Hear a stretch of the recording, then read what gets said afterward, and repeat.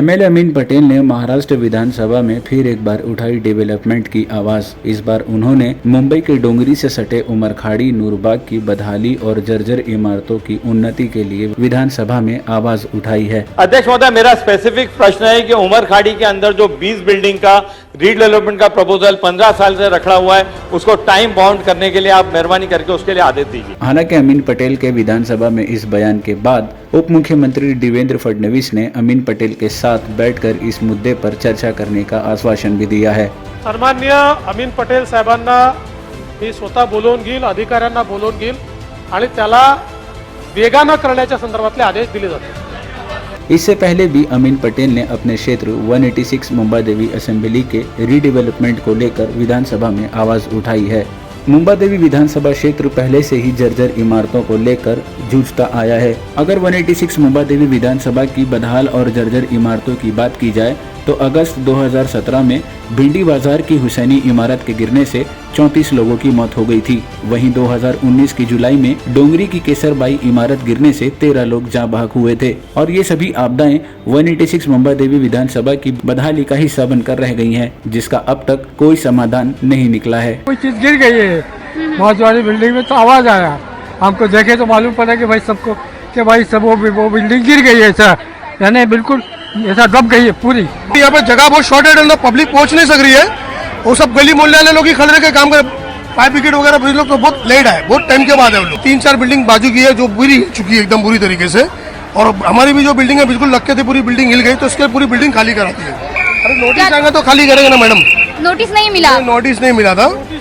हाँ, रिपेयर नहीं हो रही है ना, उसको कोई तवज्जो नहीं हो रही है, कुछ ध्यान नहीं हो रहा है। एक एक घर के अंदर 2-2 भाई की भी फैमिली है, समझो नॉर्मली अगर पकड़ो 6-6 जन तो मिनिमम एक घर में रहते हैं, और एक एक बिल्डिंग जो है 3-3, 4-4 माले की बिल्डिंग है, सभी की ये पोजीशन है। आपको बता दें कि ये सभी आपदाएं ज्यादातर वहां नजर आई हैं जहां पर गुंजान आबादी यानी कि रिहायशों की तादाद काफी ज्यादा है, और जिसकी वजह से गैर मान्यता प्राप्त यानी कि इनलीगल कंस्ट्रक्शन बहुत ज्यादा हो चुके हैं, जिसमें डोंगरी, भिंडी बाजार, पायधुनी, मोहम्मद अली रोड, उमरखाड़ी, कमाटीपुरा और शुक्लाजी स्ट्रीट जैसे एरिए शामिल हैं।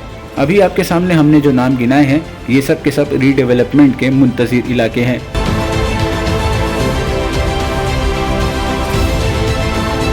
जहां की बहुत सी इमारतें अब तक रेड जोन में जा चुकी है। इसके साथ ही इलीगल कंस्ट्रक्शन भी यहां की रेसिडेंट्स की जान का खतरा बने हुए हैं। बस इन्हीं मुद्दों पर 186 मुंबादेवी विधानसभा में चुनाव जीतने के लिए बहुत से लोगों ने चुनावी मैदान में अपनी किस्मतें भी आजमाई हैं, मगर इस सब के बीच 2 बार से इस क्षेत्र की रहनुमाई कर रहे अमीन पटेल इन मुद्दों को विधानसभा में बार बार उठा रहे हैं। अध्यक्ष महोदय, कई सालों से मैं और तमाम दूसरे लीडर इस कमाटीपुरा एरिया का रीडेवलपमेंट करने की प्रयास कर रहे हैं।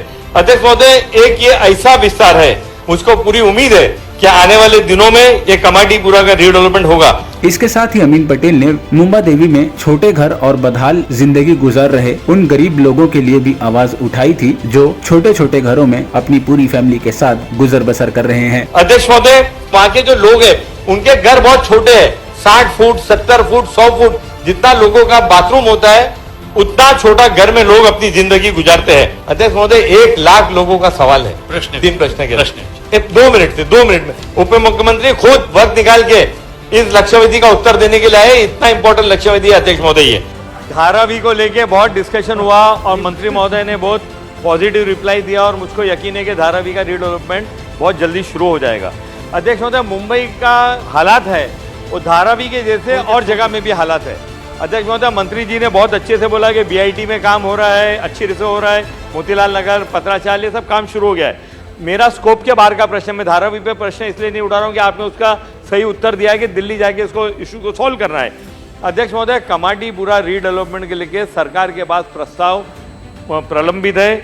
मेरी आपसे आज इस माध्यम से इस प्रश्न के अंदर एक प्रश्न है कि कमाटीपुरा का रीडेवलप के ऊपर आप क्या निर्णय लेने जा रहे हो? आपको बताते चले कि 2009 तक 186 मुंबादेवी विधानसभा बीजेपी का गढ़ माना जाता था, जिसके बाद 2014 में भाजपा के अतुल शाह को 8,513 मतों से पछाड़ देते हुए अमीन पटेल ने जीत हासिल की थी, और जब से अब तक 186 मुंबादेवी विधानसभा की रहनुमाई MLA अमीन पटेल कर रहे हैं।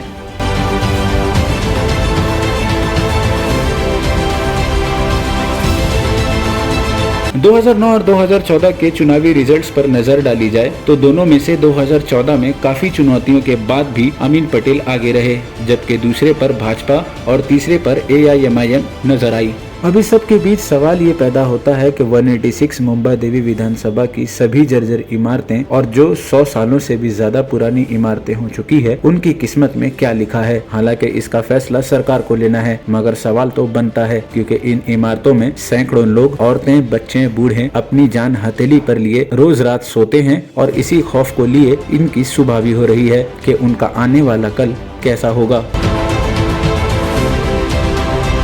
और उन सैकड़ों मनों में उठ रहे सवालों को आवाज देना हमारी जिम्मेदारी है। लेकिन अब कुछ उस वक्त ही कहा जा सकता है जब सरकार अपने वादे के मुताबिक अमीन पटेल के साथ बैठकर चर्चा करेगी और मुंबा देवी विधानसभा की जर्जर और बदहाल इमारतों के साथ इस क्षेत्र को भी डेवलपमेंट की तरफ पहुंचाएगी। अब ये तो आने वाला वक्त ही बताएगा कि सरकार 186 मुंबा देवी विधानसभा के रीडेवलपमेंट के लिए क्या फैसले लेती है। और ये सवाल तो बनता है कि 186 मुंबा देवी विधानसभा भी डेवलपमेंट की तरफ बढ़ेगा या नहीं, या इसकी किस्मत में अब भी कोलैप्शन और इल्लीगल कंस्ट्रक्शन लिखा हुआ है।